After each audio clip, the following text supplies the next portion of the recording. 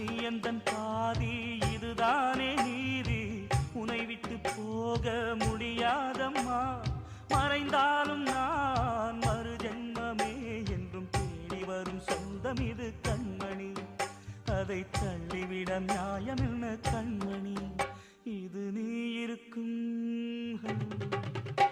இது நீ இருக்கும் நெஞ்சமடி கண்மணி. இன்று யாரடிச்சு விம்முதடி கண்மணி. ஒரு வீடு கட்டி வச்சிருந்தேன் கண்மணி, அது வெட்ட வெளியாச்சுதடி கண்மணி.